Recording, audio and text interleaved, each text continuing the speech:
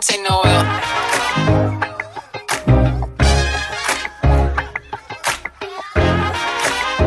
Labdien, cienījamās dāmas un godātie kungi, esmu Elīna, un šodien mēs tagad, es saprotu, apmēram 40 minūtītes man teica, jāiedod jums pēc iespējas vairāk praktiski rīki, ko jūs varat vēlāk izmantot tajos mirkļos, kad vajag tās projektu, festivālu un dažādas lielās idejas, un kur visi prasa kaut ko garšīgāku, interesantāku. Un ar šīm metodēm jūs varēsiet gan no sevis, gan no saviem kolēģiem iespējams šīs idejas izvilināt. Tālūk, tāpēc skatīsimies, kā uzlauzt ideju sistēmu, nejaušos stimulus un vispārīgi kā radīt idejas, kas pārdod sev pašas. Man liekas, par mani jau pietiekoši daudz ieskicēja. Visa mana dzīve saistīta ar ideju inovāciju vadību, zinātniski, praktiski. Un starp citu par šīm metodēm, kuras mēs šodien arī aplūkosim pirmajā daļā un vēlāk arī izmantosim praktiski, tad tās metodas ir izmantojamas burtiski visu jautājumu risināšanā. Tas nav tikai, ka mēs radām pasākumus šīm metodēm vai produktus vai procesu uzlabojam. Jebkur jūs varēsiet izmantot šīs metodas. Profesionāli, visās sfērās. Tālūk. Un, lai mēs noteikti jūsu sagatavotības līmeni ideju fitnesam, būs neliels tests. Es lūkšu rūķīšus, izdaliet pirmās mazās lapiņās. Rūķīši.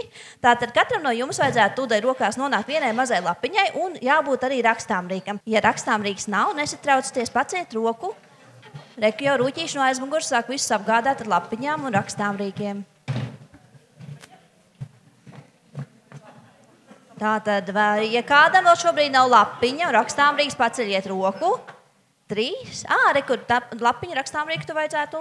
Ir, viss ir. Brīnišķīgi. Tad 3, 2, 1. Tūdaļ sāksim testu. Tas būs tikai 10 sekundes, tāpēc esat gatavībā. Pagriežat lapiņas pusi, kur ir tā līnija. Sagatavojiet rakstāmrīku. Un jūsu uzdevums ir turpināt zīmējumu. Kā? Es nezinu, jums ir 10 sekundes. 10, 9, 8, 7, 6, 5, 4, 3, 2, 1. Noslēdzam uzdevumu. Uzzināsim jau jūsu spēcīgākos muskuļus, lai jūs varētu radīt inovatīvas un spēcīgas lietas. Tātad, tie, kas turpināja līnijas konceptu, to vilnīti, tas var norādīt, ka jūsu jau šobrīd stiprais muskulis, ko dzīves laikā esat uzturējuši, spēja atpazīt labas idejas un ieviest tās. Tā kā jums iedod, piemēram, 100 idejas, un jūs jau uzreiz ar savu uztrenēto aci pasakat 3., 27. un 79. Un jūs esat spējīgi tās idejas no mākoņa aizvest līdz realizācijai. Ja jūs turpinājāt zīmējumu ar pilnīgi citām simbolikām, zaķi, kaķi, palmas, tā kā jaunu bildi likāt iekšā, tas varētu norādīt, ka jūs jau dzīves laikā esat uztrenējuši savu spēju radīt trakas idejas. Jums saka, mums vajag idejas, un jūs tā, cik vajag 100, 200, 1000, un jums nav vienkārši nekāda robeža, ka jūs jau spējat tiešām radikāli trakas idejas pasaulē piedāvāt. Ja šajā mirklī jums ir jautājums, es Elīna īsti nevaru saprast, kurš tipiņš esmu īsti ne pirmais, ne otrais, tad visticamāk jūs esat 3. viltnieku tips. Viņi izmanto līnijas konceptu, bet varbūt miksē vai izmanto nedaudz savādāk. Dažreiz viņi turpina saveļot kā gliemezīti beigās, vai uz atpakaļ gaitā šo te līniju paturpina kā tādu rozīņu maizīti. Ja paturpina kā vilnīti, tad uzzīmē kaut kur austošu sauli, grimstošus kuģus, tā kā kombinējot simboliku. Tad šiem cilvēkiem dzīves laikā parasti uztrenētā superprasme ir vadīt procesus. Sakombinēt cilvēkus, aizvadīt viņus līdz rezultātiem. Kāpēc es devu jums šo testu? Ne jau tāpēc, ka viņš ir vislabāk zinātniskais aprobētais tests, kas 100% parādīs jūsu spējas šobrīd. Es devu vienkārši vienu mērķi, lai atcerētos vienu patiesību, ka, ja vēl 10 gadu atpakaļ zinātniskajā literatūrā pat teica, ka gribat kaut ko inovatīvu, tad par to ir jābūt atbildīgiem, kā jums šķiet, kur tipu cilvēkiem 1., 2. vai 3. kā varēja pirms 10 gadiem domāt. 2. Jā, jums jau ir sajūta. Tieši tā. Pirms 10 gadiem vienoties, pat zinātniskajā literatūrā teica par inovatīvajām idejām, lai ir atbildīgi radošie. Vieni paši, pārējie dara citus darbus. Saprata, ka tas nestrādā. Nav rezultātu. Kaut kas ķerās. Un tā beidzot saprata, lai radītu inovatīvas lietas tiešām, ka mums vajadzīgi izrādās daudzveidīgi cilvēki. Mums ir vajadzīgi vadītāji, tie bosi, kas atpazīst problēmas, iespējas, sakomplektē komandu. Tad mums ir vajadzīgi cilvēki, kas spēj tai trakajai problēmai iespēju saģenerēt alternatīvās variācijas. Un beigās mums tomēr vajag cilvēku daudzajām variācijām izvēlas pašas labākās un ievieš tās. Tālūk, tā kā atcerieties šo, kad arī savas komandiņas nākošās formēsiet, ka jūs liksiet, nē, Mārīte, neaicināsim jūs inovāciju komandā. Būtu Mārīte pats labākais ideju realizētājs, jūs vienkārši iedosiet, jūs iekonomēsiet, pāris mēnešus ar šīm superspējām. Tāpēc daudzveidīga komanda jums ātrāk atnesīs inovatīvus rezultātus. Tālūk, tā kā šo varam atcerēties, nav lieku cilvēku inovatīvos procesos. Nu, ko, un tagad visi esam skaidrībā, ka jūs visi esat vērtīgi inovāciju procesos, visiem jau ir uztrenētas superspējas, ko mēs varam izmantot, tad tūdaļ es iedošu tādu maziņu shortcutu, var teikt, maniem 7 pētniecības gadiem, jūs pētīju, labi, kā tad radīt labākas idejas. Nu, tas ir ļoti būtiski, 7 dzīves gadiem, 720 lapas disertācijā. Tagad jums būs 3 slaidos ļoti vienkāršos. Tātad 2 vārdiņi jā, kas jums jāsaka, 1 vārdiņš nē, lai būtu vairāk un labākas idejas. Pirmais vārdiņš jā, ko jūs sakat, ir velcro efektam. Vai visi zina lipeklīšus, velcro materiālu? Ja kāds ir aizmirsis, nekas, esmu paņēmis līdzi, atkal sakritīšu, lūdzu paņemiet vienu un padodiet tālāk. Katram obligāti viens jāpaņem. Tātad. Tūdēļ pastāstīšu, kā dzimst idejas. Jūs apzināti vai neapzināti definējat problēmu vai iespēju. Tātad, tas var būt apzināti, ka jūs sakat, mums vajag pasākumu, festivālu, bet tas var būt tikpat labi, jūs ejiet paklūpat sniegā un smadzenes saka, es vairs negribu vairs ar sevi būt sniegā. Un viņas uzreiz smadzenes šajā mirklī sāk radīt idejas. Kā idejas rodas? Idejas tiek radītas no asociācijām. Jums ir galvā tādi mazi lipeklīši. Tāpēc es to salīdzinu ar velcro efektu. Tad maz lipeklīši daudz. Tas savs par asociācijām. Un tajā mirklī, kā ir šī problēma, jautājums, uz smadzenes vienkārši sāk šitā visu lipināt kopā, visādās kombinācijās. Un 1 sekundes laikā var būt 10 000 kombinācijas, varbūt 10 000 piektā būs tā, kur jums izspēlēsies no galvas, jums būs tajā mirklī tā apgaismības sajūta, man ir ideja. Bet īstenībā 10 000 tādas jēlas idejas būs iepriekš jūsu smadzenes radījušas. Tā kā katru reizi, kad jums izspēlējas no galvas ārā ideju, uzsitiet sev uz pleca, jo smadzenes rīktīgi pastrādājuši. Tur ir ļoti daudz salpinājuši kopā. Un tad iedomājieties, ja mums vajadzētu tagad jaunu bezvadas uzlādes staciju uztaisīt. Un jums ir galvā asociācija želeja un kaķis. Želeja kaķis salīd kopā un smadzenes saka, tā ir jauna bezvadu uzlādes stacija. Bet tad, piemēram, un tā jums no galvas neizspēlēs ārā, kur smadzenes nesaka jums tādu ideju. Bet, piemēram, jums ir asociācija ceļš un skriešana. Ceļš un skriešana, smadzenes, klausiet, varbūt tiešām kaut kādu kinētisku enerģiju varētu uzlādēt lietas. Un tad tā ideja varbūt jums tiek izspēlēta no prāta. Un, kad mēs saprotam, ka idejas rodas no asociācijām, tad mēs varam uzlauzt sistēmu. Tātad, kā palielināt savu radošo potenci? Vairojiet asociācijas. Vairojiet, lai vairākam salikt tie mazie lipeklīši. Kā vairāk tās želejas un kaķis un pārējās lietas iegūt, jūsuprāt? Ir kāds domas? Kā vairāk asociācijas varam iegūt?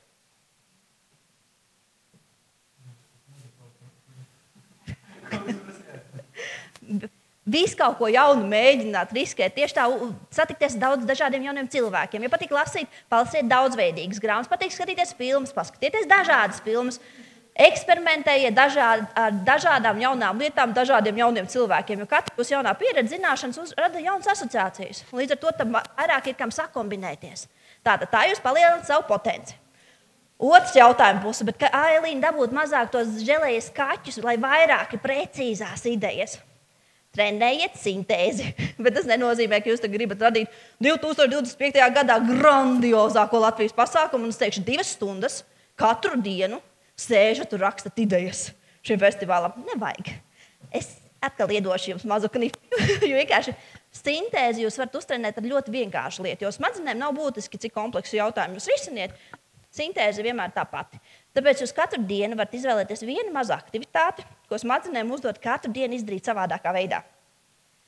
Tātad, kāds izpaužas, piemēram, es satiku 139 dienas pēc lekcijām savu studenti. Viņi man nāk pretī pa ielu, saka, es mēģināju to lietu, ko jūs man teicāt. Un es jau sabijusi, es domāju, ko es atkal steigos, ko cilvēks būs izmēģinājis. Un katru dienu vienu lietu darīt savādāk. Es saku, kādu?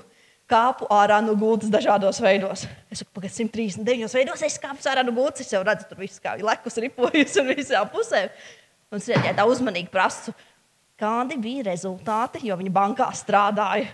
Un viņa saka, ļoti interesanti, ka pirmajā nedēļā viņai arī smadzenes sāk pie citām aktivitātēm piedāvāt alternatīvas.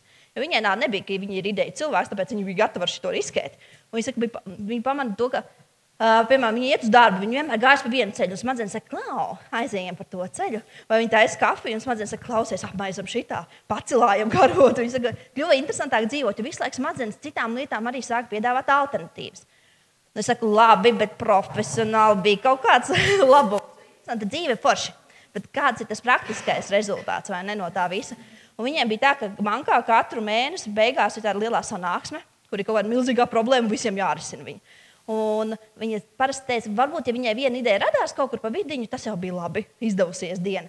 Viņa tik bija lēpna, viņa saka, man pirmajai radās ideja. Es saku, forši, kas tālāk notika. Viņa saka, kaut kas neparasts. Katrs kolēģis, ka pateica savu ideju, viņa radās nākošās idejas.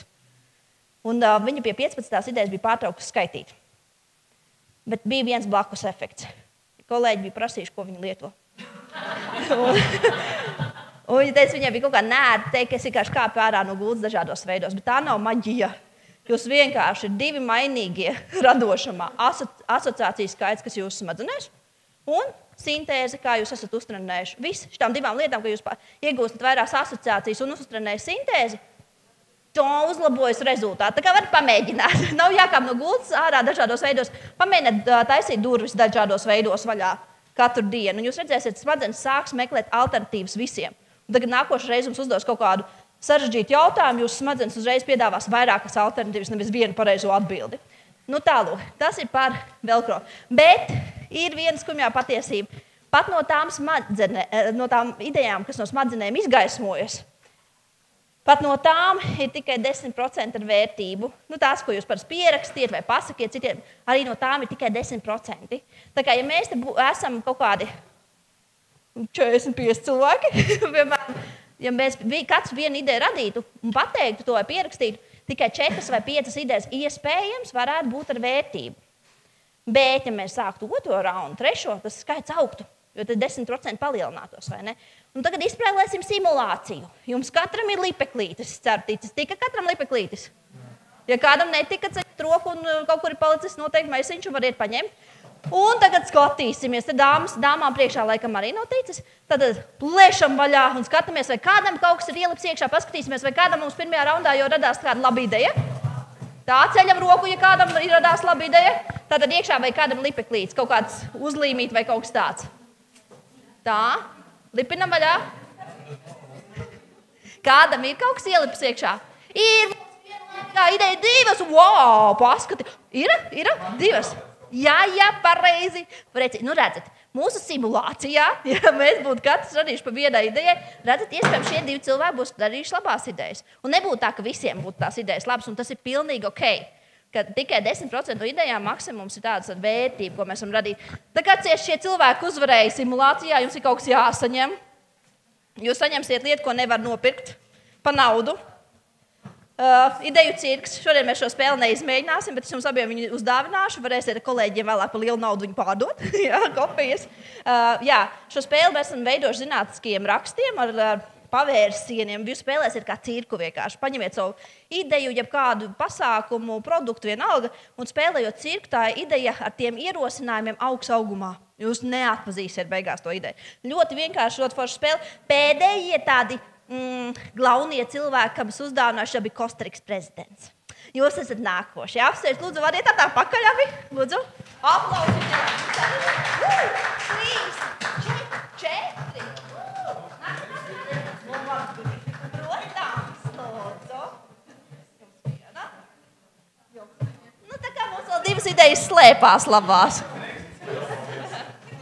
Tā brīnišķīgi. Tātad esam uzzinājuši simulācijā tikai 10% no idejām maksimums. Īstumā jūs maksimumu izspiedāt. Jūs teicat, ja mēs esam 40, no 40 idejām maksimums arī tās 4 varētu būt beigās tās labās.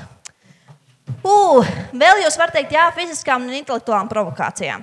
Jo dažreiz ir tā pat visradošākie cilvēki iesprūst, un kuriem dabīgi nāk tās idejas, un viņiem vienkārši mūza ir aizgājusi. Un tajā brīdī nav, bet vajag. Tūdaļ jāiesniedz projekts, jāprezentē kaut kas, bet jums nav.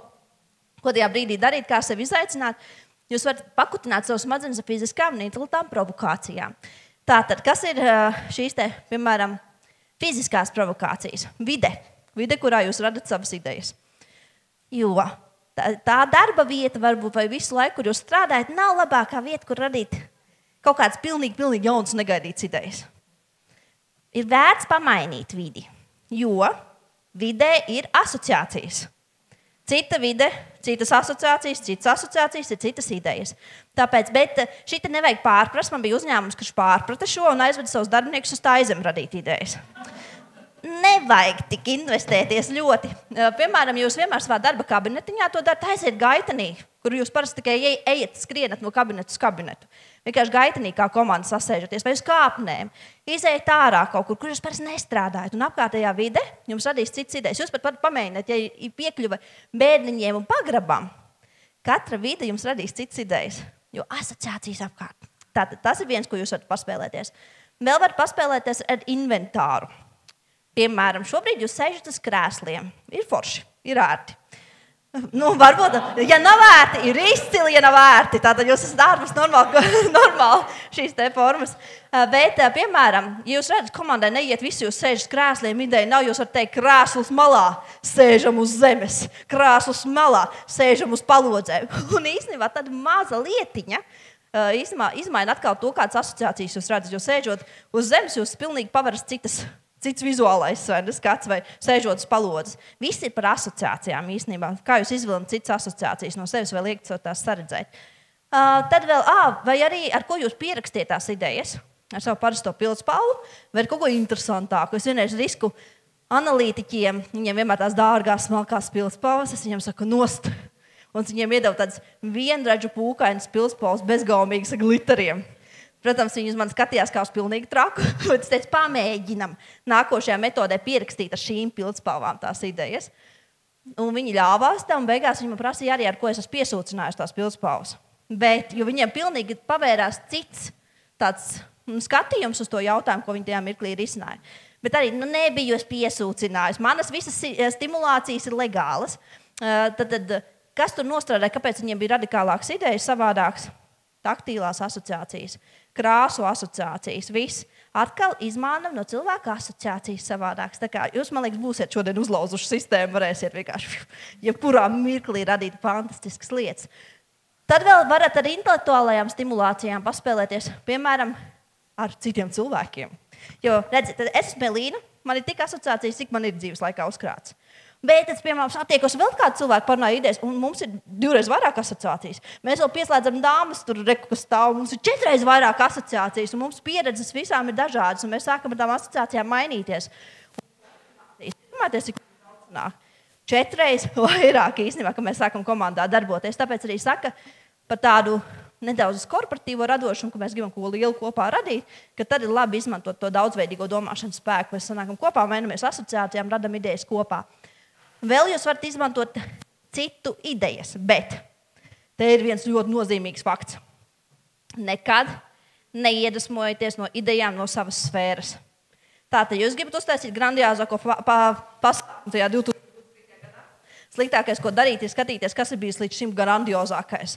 Un tad saviem, piemēram, uztaisīt slidešovu un tad visam savam departamentam parādīt. Rekur, šitas bija labi, šitas bija labi. Un tagad izdomājiet kaut ko jaunu. Jūs būs šausmīgi grūti, jo jūs būsiet to asociatīvo vilni iedavuši, un smadzenes sāks imovēt, tā kā imitācijas mēģināt radīt, un kaut ko radikālu būs grūtāk izdomāt cilvēkiem. Bet ko jūs varat darīt? Jūs varat tos iedvesmas idejas ņemt no citām sfērām, kas nav saistītas jūsējo. Parādiet labākās kūkas līdz šim pasaulē.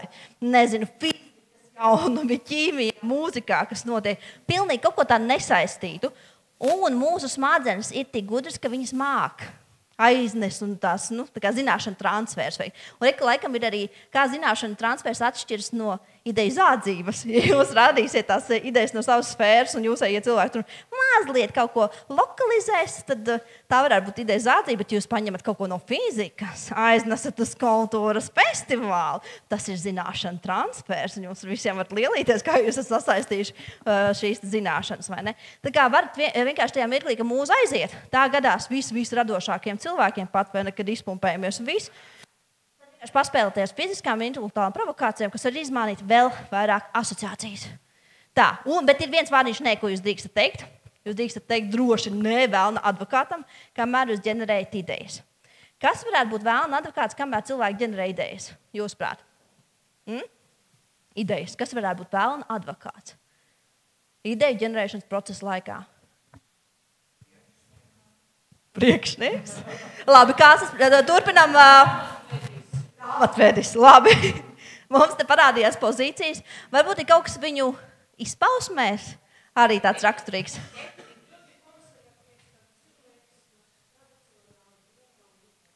Tātad ļoti konservatīva, viena pareizā atbilde, kritika vai ne, visu var nolikt līdz ar zemi.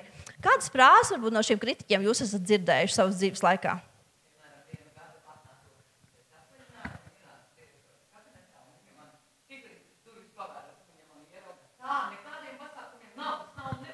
Jā, labi, es ceru, ka direktors šeit nav. Jā, bet ļoti labs, precīzs raksturojums. Kaut ko vēl esat frāzes kaut kādas dzirdējuši, ko saka? Mēs darījām tā. O, jā. Vai arī no spēles izslēdzot, mēs vienmēr esam darījuši šitā, un mēs nekad neesam darījuši tā, vai tā ir darīts, un tā nav darīts, tāpēc mēs to nedaram ne otru pusi, tā kā visu izslēdzot. Vai tas ir bijis, tas nav bijis, pārāk dārgi, pārāk lēti, tā kā visu vienkārši māk izsvītrot perfekti, vai ne? Bet vēlna advokātam ideju ģenerēšanas laikā ir jāsaka nē. Tas ir ļoti būtiski, jo atceramies, 10% no idejām, kuras jūs radīsiet, būs ar vērtību. Un iedomājieties, ja jūs katrs tagad radītu pa vienai idejai, un es pēc katras idejas teikšu, pārāk dārgi, pārāk lēti, mēģināts, pārāk traki, pārāk tradicionāli. Jūs tā otro šo apli tā. Visticamāk, tikai tie, kas gribētu man ierādīt manu vietu, varētu mēģināt tā vajag. Bet lielākajai daļai cilvēku tas motivācija dalīties ar idejām varētu sarukt. Līdz ar to tā ideja kvantitāte nebūtu tik liela. Līdz ar to, ja nav daudz ideju, nebūs arī daudz labu ideju. Tāpēc parasti ideja ģenerēšanas procesa pirmā posma, tas iznākums, kas pēc iespējas vairāk līmlapiņas. Labas idejas, mazāk labas idejas, bet daudz. Tagad tur ir pietiekoši daudz līmlapiņas, tagad stop. Un meklēt, bet ja tur nebūs, kur rakņāties, mums nebūs vēl labo ideju. Atkal stāsts, kur tas parādījās, pagājušo gadu tur viena mūsu banka, viņai no visas pasaules filiālēm atbalsta bosi.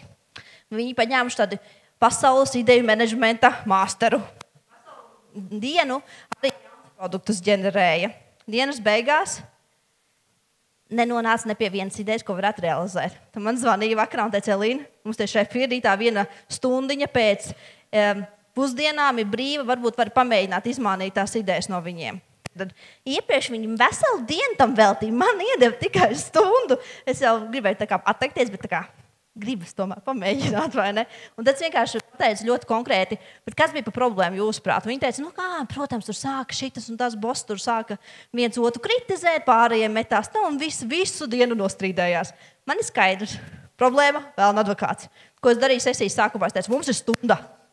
45 minūtes, ģenerēsim, būsim mežonīgi, vispār sevi nevērtēsim, citus nevērtēsim. Mūsu galvenais KPIs būs pēc iespējas vairāk līmlapiņas. Un pēdējās 15 minūtes teikšu, sākam vērtēt idejas, un tad mēs gan varēsim ragus nagus ārā, mēģināt tur kaut ko atrast. Tātad iepriekšējā dienā viņi bija darbojušies cik ilgi vai ne veselu dienu, nekas. Mums bija tā, ka radīja 78 idejas 45 minūšu laikā, 21 no viņām atlasīja kā vērtīgi pēc kritērijiem, kurus varētu realizēt un sadalīja par tiem filiāliem, brančiem, ko kurš varētu darīt. Tā kā, un izslēdzot tikai lietu, vēlna advokātu. Bet vēlna advokāts nav slikts. Vēlna advokāts slikts, kamēr ģenerējuma idejas. Kad iestājas vērtēšana, mums viņu nereāli vajag, jo mums vajag taču dzīvot spējīgākās un labākās idejas. Un parasti šie cilvēki ir uztrenēti atpazīt, bet viņam jādod tā iespēja izvēlēties no kaut kā vai ne. Tālūk, tā kā jā, viens vārdiņš ne, kurš jāatceras, lai mēs radītu vairāk un labākas idejas. Un tad ir jautājums, kā tad ģenerēt tās idejas. Tas bija tā kā nedaudz par infrastruktūru, lai jūs saprastu, kāda mums tās sistēmas galvās rodas un darbojas, bet kā ģenerēt? Es saku sistemātiski. Jo tas ir tik tā kā ezīts miglā tie cilvēki jūtas, kur atnāk uz sesiju, viņiem saka, kur ir problēma sākt ģenerēt, un viņiem neiedod veidu, kā. Viņi kā sēž apmaldījušies, viņi nezina, no kuras puses sākt. Kad tie, kas ir darījuši to ikdienā, viņiem varbūt tas vieglāks, bet ir daudz cilvēku, kas jūtas pamestajā mirklī.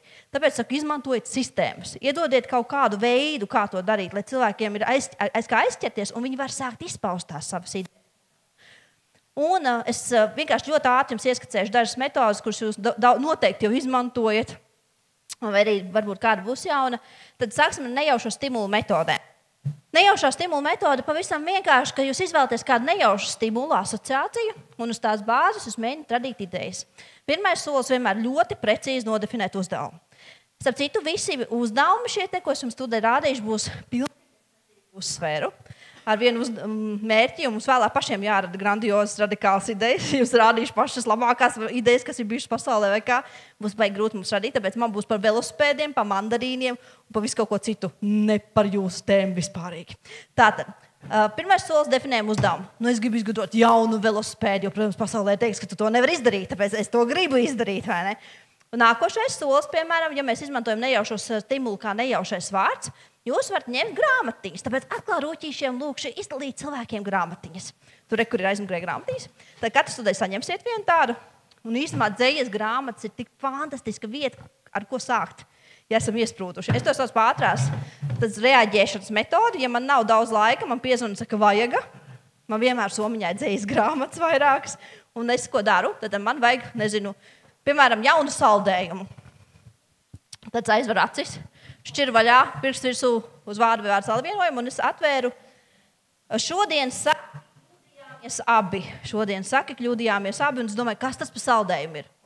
Saldējums, kļūdījāmies abi. Tātad varētu būt, saldējums divās daļās. Viena saldējuma daļa, augšņa ir riktīgi šokolāde. 100% tāds, kaloriju bumba, un apakšiņa ir super, kaut kāds pilnīgi, ledus. Bez kalorijām, bez jebkā, vai ne? Bet kļūdījāmies abi kaut kādu pilnīgi nesadarīgu kombināciju, garš ķimenes un zemenes, piemēram, varētu būt saldējums. Tālūk. Un īstenībā šādā veidā jūs vienkārši nodefinējat jautājumu, jūs šķirat vaļā grāmatu, pirksts uz vārda vai vārdu salikuma, piemēram, kaķīti manu kaķēniņu. Un es domāju, kas par saldējumu? Saldējums kaķiem. Kur jau viss ir pateikts, vai ne? Vai ir balderi nomierinošais saldējums, tas varētu būt un tā tālāk. Bet šādā veidā arī tos pasākumus, visādus kultūras izpausmes mēs varam veidot, un tāpēc es domāju, es varētu jums tagad dot tādu izaicinājumu vienā minūtē paskatīties, kā jums darbojas šī metode. Tātad, iedomājieties, ka jūsu uzdevums ir, kā Latgali svinēt 2025. gadā. Kādas aktivitātes pasākumi varētu būt. Un tad šķirat grāmatiņu virsū vārdu vai vārdu. Tikai kamēr ūdens dzīvos, un es domāju, kas tas par pasākumu, kas tas par festivālu. Un ideju lūdzu pierakstiet uz grāmatas vāciņa. Tātad jums ir 1 minūte laiks šķirstat grāmatiņas. Uzdevums, kā Latgali svinēt 2025. gadā, un pierakstiet uz vāciņa kādu ideju, kas jums rodas. 1 minūte. 1 minūte pamēģiniet. Ja kādam vajag palīdzību, jūs ceļat roku un uzreiz skriešu pie jums palīdzēt.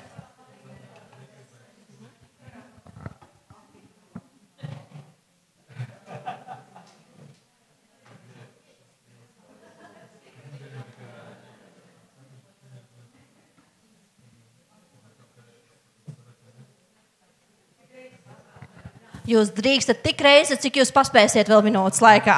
Vēl ir atlikušas, manuprāt, pēc iekšējā pulksteņa 30 sekundes. Jā, galvenais pierakstiet kādu ideju uz vāciņu. Kā tad to Latgali svinēt tajā 2025. gadā? Kāds festivāls, pasākums? Jebkas, kas jums iešaujas prātā uz tā vārda vai vārdu salikumu, ko jūs uzšķirat? Ierakstiet vairākas, bet jo vairāk atceramies kvantitāte.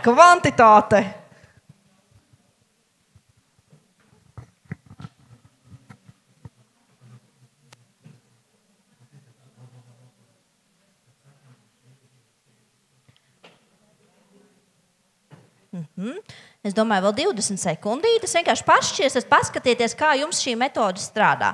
Tas vienkārši izstāstīšu vēlāk vēl visādas variācijas, kā jūs šo metodu varat izmantot.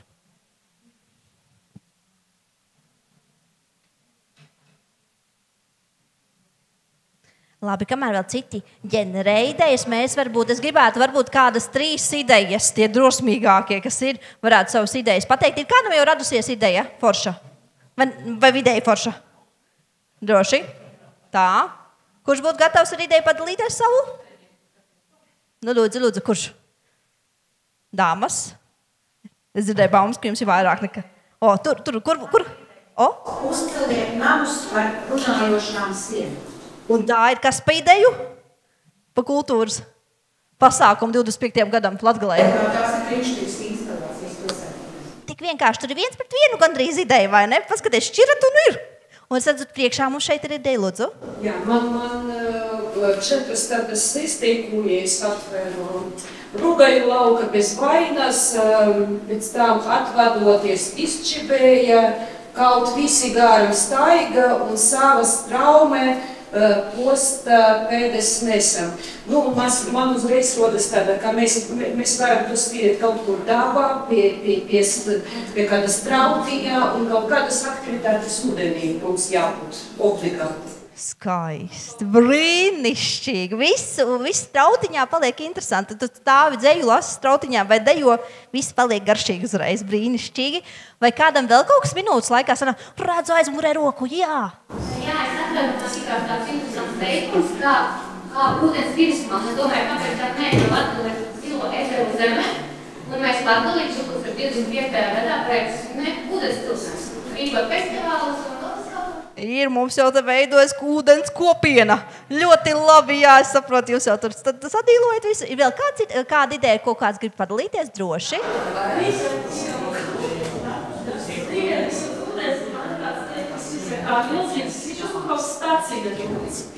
Un tas ir?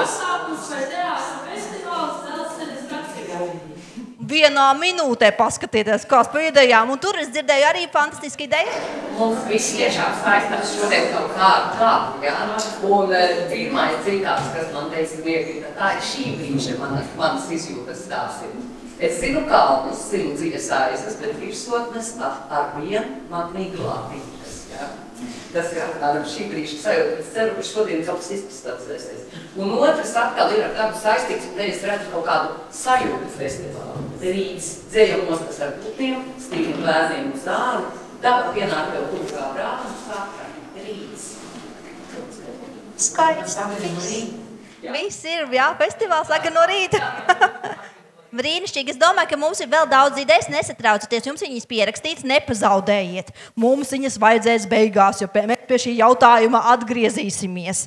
Tālūk, tā kā jūs varat ik pa mirklītim, ka paliek garlaicīgi pašķirstīt grāmatiņu, ieraudzīt kādu vārdu, pierakstīt idejas, kā tad nosvinēt Latgali 2025. gadā. Nu, šī ir viena no vienkāršākajām metodēm, kā saku, ātrās reaģēšanas vienība. Vienkārši grāmatiņā šķiram, skatāmies, kādas asociācijas jums tas izraisa, vai ne? Ja jums nestrādā tekstuālās asociācijas, izmantojiet vizuālās asociācijas. Nezinu, atrodat kādu interesantu pleķītu uz sienas. Un tad skatāties un domājat, reku pleķītis, kas īstenībā man atgādina biti. Jā, tur pleķītis varat atnākt, paskatīt, tur pleķītis, kas atgādina biti. Un tas, nezinu, tur varētu tiešām biškopju Latvijas lielākais sajiets, nezinu. Kaut kādu uztaisīt, nezinu, bites var veidot tādus kā droni, kaut kādu attēlu gaisā vai kaut ko viņus var izdresēt vai kaut ko tādu.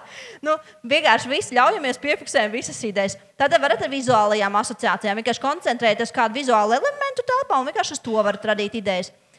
Uz audiāliem elementiem arī varat fokusēties. Nu, piemēram, jūs varat fokusēties, ko es dzirdu?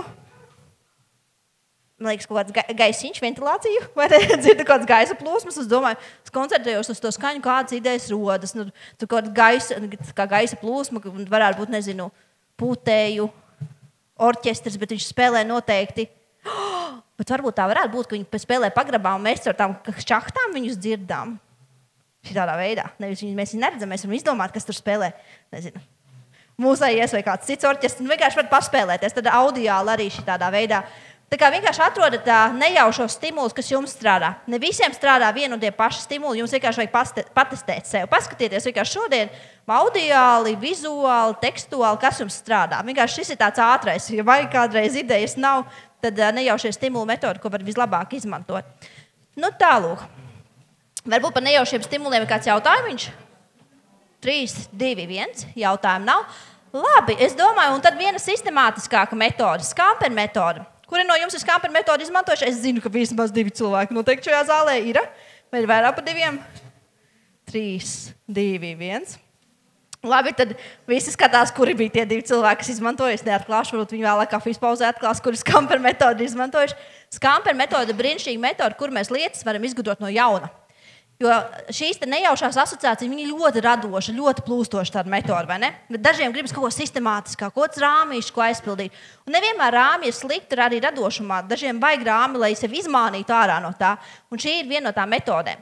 Un šeit parasti saka, Nu, paņemiet kaut ko garlaicīgu vai paņemiet pagājušā gada pasākumu. Un ar šo te metodi jūs izgudrosiet to no jauna tā, ka neviens neatpazīs, ka aizsākums ir īstenībā pagājušā gada pasākums. Un kā tad to jūs varat izdarīt? Tad Skamperis saka, paņem vienkārši lietu, kas jau ir iepriekš bijusi, vai problēmas stereotipiskāko atrisinājumu, un tad no dažādiem 7 aspektiem pamēģini paspēlēties ar to esošo ideju. Un varbūt kaut kas jauns sanāk. Un atkal es esmu apsēsta ar velospēdiem. Es gribu izgudrot no jauna viņu, lai vienkārši pasauli redz, ka mēs to varam, jo man liekas, mums Latvijā tik daudz jaunu velospēdu izgudrot, vai ne? Un tad skatāmies, es domāju, ok, kā velospēds, kāds viņš varētu būt jauns? Pilnīgi savādāks. Pirmā lieta, ko mēs varam velospēdā darīt, ir aizvietot kaut ko velospēdā. Ko mēs varam aizvietot velospēdā? Materiālus. Piemēram, parasti no metāla rāmis ir. Metāla rāma aizvietojam, nezinu, skuju kompozīta rāmis tur varētu būt, vai stikla rāmi mums latviešu viens kungs ir izdomājis. Un tad iedomājieties, stikla velospēds glasmuse. Tātad Latvijā radīt saņēmis daudz visās dizaina balvas. Kombinēt. Ok, domājam, kombinēt tas velospēds vai jūsu izvēlētā lietiņa plus citas eksistējošas lietas. Piemēram, sakumbinējam velospēdu plus dīvānu. Sanāk sofā baik. Tāds dīvāniši, kur jūs varat apkārt pasaulē mīties. Pielāgot nozīmē, ka tur viss kaut kas transformēs. Viņš nav statisks, bet tajā konceptā, ko jūs esat izvēlējušies pasākumā vai lietā, kaut kas mainās, visu laiku kaut kā ietekmē. Nu, piemēram, ja diena ir saulaina, velospēds ir dzeltens. Ja diena ir lietaina, viņš paliek tajā iespējā, piemēram, tumši zils. Un tā tālāk. Vai kur mums Latvijā ir uztaisīts velospēds, kas aug līdz bērnam, saucās speed up bike, radīts Masalacā. No 3 līdz 11 gadu vecumam bērniem dara. Modificēt. Modificēt nozīmē fundamentāli. Padaram kaut ko lielu, mazu, kaut ko izteiktā, kaut ko mazāk izteikt. Viņš tāds arī paliek, viņš vairs nemainās. Un, piemēram, mēs varam uztaisīt baigi mazo velospēdiņu. Hand bike, piemēram, tāds maziņš tur redzams. Tad domājam, izmantot citā veidā. Kā mēs velospēdu vēl varam izmantot citā veidā? Parasti izmanto braukšanai pa sauszemi. Kā mēs varam savādāk viņu izmantot? Braukšanai pa ūdeni, elektrības radīšanai, tur, nezinu, smūtīju kulšanai. Esmu pat redzējusi, kā cilvēkus masē ar velospēdu riepām. Tā kā neierobežoti varianti, kā mēs varam izmantot velospēdus vēl. Izslēgt. Dažreiz, lai radītu kaut ko jaunu, no jāliek klāt. Dažreiz mēs noņemam nost un sanāk kaut kas jauns.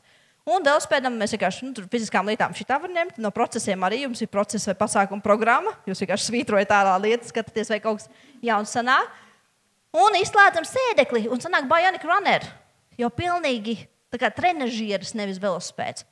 Un pati pēdējā variācija apgriezt kājām gaisā. Un jūs domājat par to velospēdu un par visiem pieņēmumiem, par materiāli. Visu griežat kājām gaisā un skatieties, vai kaut kas jauns sanāk. Un pamat pieņēmums par velospēdu ir tāds, ka cilvēks sēž uz rāmja. Apgriežam šo kājām gaisā, cilvēks ir zem rāmja vai rāmja iekšā. Un mātei Google prasīja, vai ir tāds velospēds tiešām radīts. Un māte Google, protams, atbildi atrod. Un redzat, ir tāds splits baigi, cilvēks ir iekārts zem rāmja, bet rāmja iekšā. Tā kā. Un atkal liekas varbūt muļķīgi, priekš kā tāds ir vajadzīgs uz šitā te iet, bet rehabilitācijā viņš izmanto. Tālūk, tā kā. Es domāju, ja mēs varam velospēdu izgudrot no jauna, mēs varam jebko. Šis nebūs mirklis, kas teikšu reku lapas, izgudrojot no jauna, bet fantastiski šī metode darbojas ar pasākumiem. Jūs varat paņemt pagājušā gada pasākumu programmu, un tad vienkārši aiziet cauri un domāt, ok, mums tur, nezinu, 18. novembris, jātājas pašvaldībā. Un tad jūs pagājušā gada programmu, kurš sāks, nezinu, noteikti ar pašvaldības vadītāju uzrunām, un tad vēlāk deju kolektīvs, koris, vēl kaut kas notiek noslēgumā, nezinu, mikrosalots ar papirosiem uz skatuves. Un tad jūs skatāties, ar ko mēs varam aizvietojam pašvaldības vadītāju pirmās klases skolā, nezinu, sakombinējam, ka tas ir ne tikai 18. novembra svinības, bet arī ziedojumu vākšana alejas atjaunošanai. Pielāgoju, ka tas pasākums ir nevis tikai viens tas vakars, bet visa nedēļa ir tas pasākums, vai ne? Modificējam, kad, nezinu, viņš ir, vēl tas ir mikropasākums, kas notiek tikai minūti. Nezinu, tā uzrunā uz kaut kādu mājas jumtu, tikai minūte, viņš nav izpūris. Un tālāk, jūs varat viņu spēlēties ar pasākumiem nereāli fantastiski. Tas darbojas, ka jūs paņemat pagājušā gada kaut kādas iestrādes, un jūs viņu apstrādājat tā, ka neviens mūžā nepateiks, ko ir izējas momenti, kas ir bijis pagājušais gads. Nu tālāk, tā kā metodas ļoti īstenībā daudz, un mēs arī, tagad būs otrā daļa, mēs arī vēl vienu metodīti izmantosim, kur tieši notiks tas, ko arī Jolanta teica, ka dažreiz mums jāsakombinē pilnīgi nesadarīgas lietas.